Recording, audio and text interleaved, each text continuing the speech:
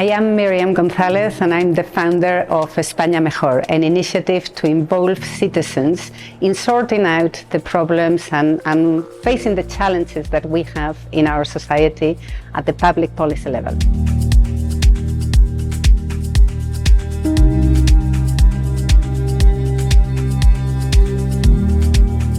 I think that the main challenges that we face in the society 5.0, which is basically a society where the digital and the virtual is integrated with the physical, our real challenges as individuals is how can we use all the opportunities that we have there. And I think that very often we tend to look at that society as many threats.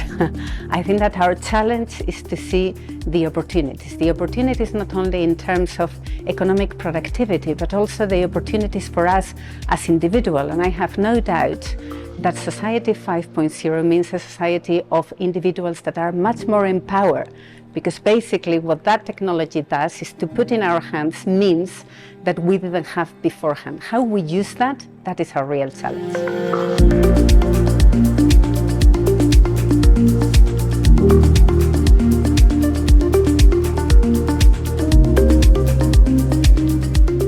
I think that part of the misconception that we have sometimes when we look at Society 5.0 is to think that the skills that we are going to need are just technical and STEM skills.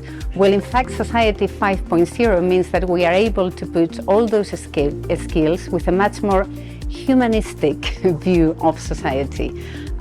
Skills in terms of understanding where are the boundaries, what is the ethical use of those societies at the regulatory level also, but not only. So I think that it's impossible to design a simple set of skills. We need all the skills, and that is part of the challenge that we have now, not to see this only as a science move, but it's a humanity move. This is as important, the change that we are living, as the Industrial Revolution or the printing press. And that affected every single aspect of our society. That's how we should be looking at this new change.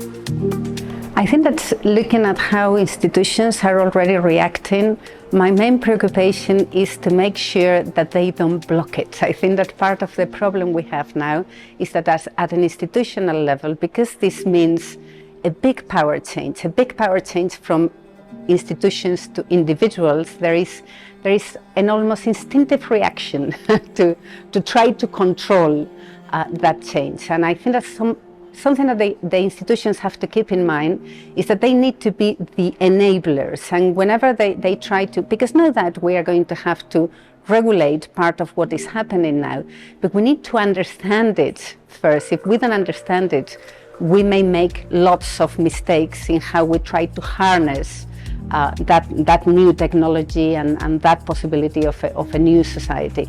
I think that the most exciting area is at the level of public services. We certainly, for me, the main public service that I think that will have a massive impact on society, because it's the greatest equalizer of everybody in society, is education.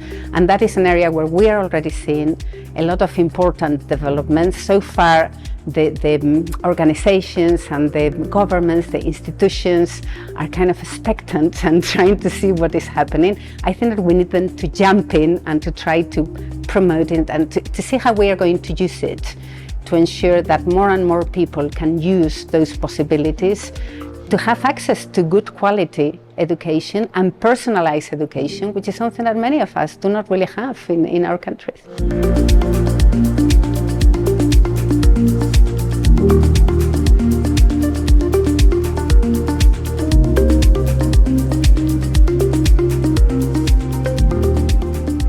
Well, I think that especially for young people, this is a super exciting time. They are going to be able to reimagine society in a way that my generation, for example, didn't have the chance to do. And no doubt we are going to discover that there are things that we need to stop a little bit here, curtail a little bit there, adapt.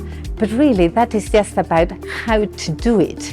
What we want to do, that is the very first question, and how we are going to do it comes next. No? So at that level of what do we want to do with all these enormous possibilities, this capability to personalize things, to understand masses of knowledge that we didn't have it organized before. Once that we know what we want, then we can start shaping.